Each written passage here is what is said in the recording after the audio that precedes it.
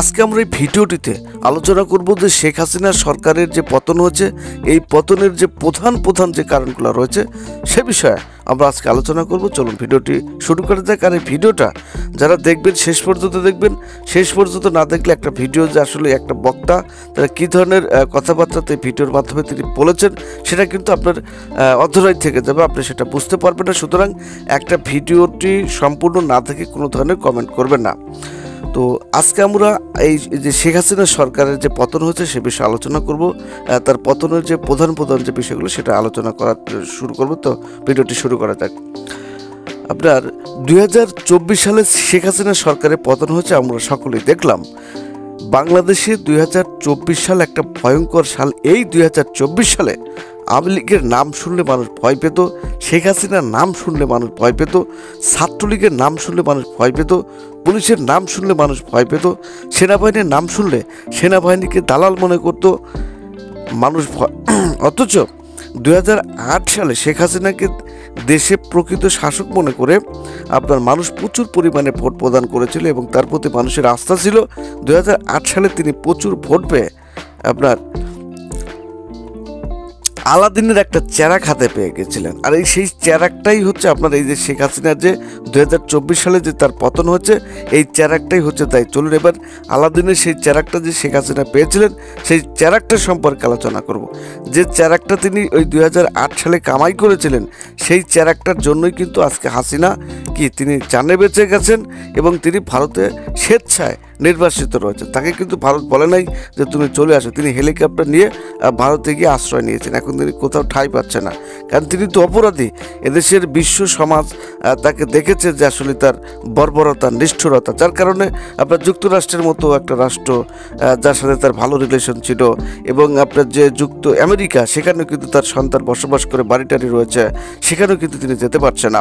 তো বিষয়টি বুঝতে পেরেছেন যে আসলে শেখ হাসিনা সরকার যে অন্য কোনো রাষ্ট্রের যে মদদে তিনি যে একটা ভয়ঙ্কর রূপ ধারণ করেছিলেন সেটা কিন্তু বিশ্ববাসী দেখেছে, যার প্রেক্ষাপটে তাকে কিন্তু আজকে যুক্তরাষ্ট্রের মতো এবং যুক্তরাজ্যের মতো এবং ইউরোপের যে কোনো একটা রাষ্ট্রে যিনি আসলে ঠাঁই পাচ্ছেন। এটা কিন্তু শেখ হাসিনার সরকার এবং আওয়ামী লীগ সবার জন্য কিন্তু একটা বিরাট একটা কি বলে একটা নিন্দা এবং একটা শোচনীয় পরাজয় বলা যেতে পারে। শেখ হাসিনা সরকার 2008 সালে নির্বাচন করে তিনি বুঝতে পারলেন যে তিনি সংবিধান চেঞ্জ করতে পারবেন, এমন আসন তিনি পেয়েছেন। এরপর তিনি কি করলেন, ওই যে খালেদা জিয়া তিনি যে 1996 সালে যে একটা একতরফা নির্বাচন দিয়ে ক্ষমতায় তিনি নির্বাচন করেছিলেন এবং এবার তিনি কি করলেন, ওই খালেদা জিয়াকে অনুকরণ করলেন এবং তিনি মনে করলেন যে এবার প্রতিশোধ নেবে। এই যে প্রতিহিংসা, খালেদা জিয়া এবং হাসিনা এরা প্রতিহিংসার রাজনীতি করে। আপনার যে এই যে আপনার শেখ মুজিবুর রহমান তিনি যে মৃত্যুবরণ করেছেন, এটা শেখ হাসিনা তাকে বিএনপি এবং জামাতকে দায়ী করে। আবার বিএনপি এবং জামাত আওয়ামী লীগকে মনে করে তারা ভারতপন্থী হিন্দু সরকার, এই বিভিন্নভাবে তার উপর আক্রমণ করে। এভাবে চলছে কিন্তু আজ পর্যন্ত। এই যে আপনার বিএনপি এবং আওয়ামী লীগ যে প্রতিহিংসার রাজনীতি করে, আজকে আপনি খেয়াল করুন 1996 সালে খালেদা জিয়া একতরফা নির্বাচন করেছিলেন, আবার সেই সুযোগটা শেখ হাসিনা পেয়ে তিনিও কিন্তু এদেশের গণতন্ত্র, এদেশের মানুষকে নিয়ে ওই বিরোধী দলকে দমানোর জন্য বিরোধী দলের সাথে প্রতিহিংসার রাজনীতি শুরু করলেন। তো তারা কি আসলেই এই যে আমরা এই খালেদা জিয়া আপনার শেখ হাসিনা তারা কি জনগণের কথা কখনো ভেবেছেন? এদেশের মানুষকে কখনো সম্মান দিয়েছেন? এদেশের গণতন্ত্রকে তারা কি কখনো সম্মান দিতে শিখেছেন? আজকে তারা গণতন্ত্র মানে কি? গণতন্ত্র মানে এদেশের জনগণ, জনসাধারণ। সুতরাং এই আওয়ামী লীগ এবং বিএনপি তারা গণতন্ত্র এবং জনগণকে সম্মান করে নাই বলেই আজকে এই দুই দলের নৃশংস অবস্থা, নিষ্ঠুর অবস্থা। আমরা দেখলাম যে খালেদা জিয়া তিনি অনেক দিন ধরে জেল খাটছেন, তিনি এখন বৃদ্ধ হয়ে গেছে, রাজনীতিতে তিনি কথাই বলতে পারছেন না, তার একটা শরীরের মধ্যে অসুস্থতা ভাব। আবার এই যে দেখেন এই যে শেখ হাসিনা, আজকে উনি বঙ্গভবন থেকে যদি আপনার সেনাবাহিনীর প্রধান, তিন বাহিনীর প্রধান, তারা যদি সেখান থেকে না বাঁচিয়ে হেলিকপ্টারে করে ভারতে পৌঁছে না দিতেন তাহলে তার কি 12টা বেজে যেত।